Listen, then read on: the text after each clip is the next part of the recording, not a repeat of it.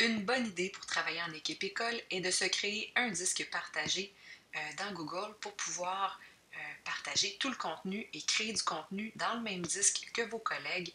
C'est génial. Toutefois, si vous utilisez Classroom et que vous décidez dans Classroom d'assigner des Google documents qui sont stockés dans un disque partagé, ça fonctionne jusqu'à ce qu'un enseignant mette le document en modification aux élèves plutôt qu'une copie à chaque élève. Je m'explique. Lorsque votre collègue crée un nouveau travail, c'est un devoir et qu'il va ajouter à partir du Drive.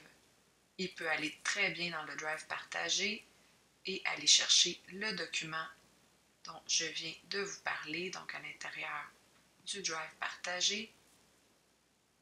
Voilà. Il ajoute le document. Et là, ici, malheureusement, il fait la gaffe modifiable par les élèves plutôt que faire une copie par élève. Modifiable par les élèves, c'est comme si je mettais le document au milieu de la classe et que tout le monde peut écrire dedans. C'est pas nécessairement ce qu'on souhaite. Et surtout, c'est qu'en faisant ça, bien, ça modifie le fichier original que vous avez dans votre Drive et ça le modifie pour tous les collègues aussi qui sont dans le même Drive partagé. Donc, ça se peut qu'on aille vite puis on oublie de cliquer ici sur faire une copie par élève. À ce moment-là, ça fait en sorte qu'il faut revenir en arrière dans les versions, puis c'est pas très agréable. Pour éviter ceci, donc, lorsque votre document est dans votre Drive partagé, vous devriez vous en faire une copie dans votre propre Drive. C'est très simple, mais il faut le savoir, il faut ouvrir le document pour faire ça au début. Alors, en faisant juste des clics droits, là, ça ne fonctionnera pas. Vous devez par la suite cliquer sur Fichier à gauche et créer une copie juste ici. Lorsque c'est fait, avant de cliquer sur OK, parce que là, si vous cliquez sur OK, ça crée juste une copie dans le même dossier partagé avec vos collègues. Ce n'est pas ce qu'on souhaite.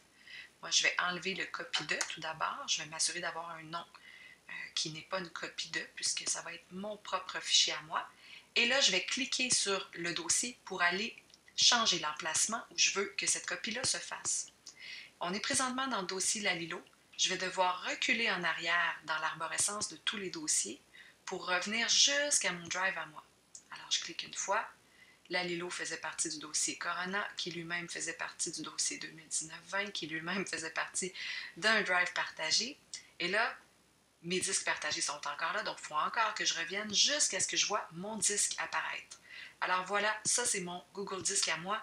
Et là, je vais pouvoir accéder à mon disque et je vais pouvoir aller le porter, disons, dans Accompagnement école, sélectionner le bon emplacement. Je ne cocherai pas de partager avec les mêmes personnes, ni copier les commentaires. Je fais OK. Maintenant, lorsque j'arrive à mon disque Accompagnement école, vous voyez, ça vient juste de rentrer. J'ai mon propre fichier à moi. Alors là, si je m'en vais assigner des travaux aux élèves, bien, plutôt que de sélectionner ça ici, je vais passer par mon Drive, mais mon Drive à moi, personnel bien entendu, et je vais aller à ce moment-là dans le dossier Accompagnement école, chercher mon fichier connexion parent et l'ajouter. Puis comme ça, ben, si je me trompe et je mets modifiable par les élèves, au moins, ça ne change pas le fichier original que tout le monde se partageait, ça va changer seulement le mien. Soit dit en passant, si ça vous arrive, il y a moyen de revenir en arrière. Lorsque vous êtes dans votre Drive, ouvrir le fichier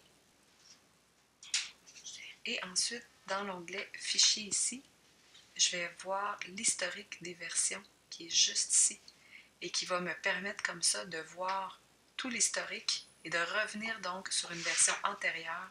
Alors ici, ce serait à 8h44 du matin. Alors à quoi ressemblait cette version? Bien évidemment, je ne l'avais pas débutée, donc il n'y a rien dedans.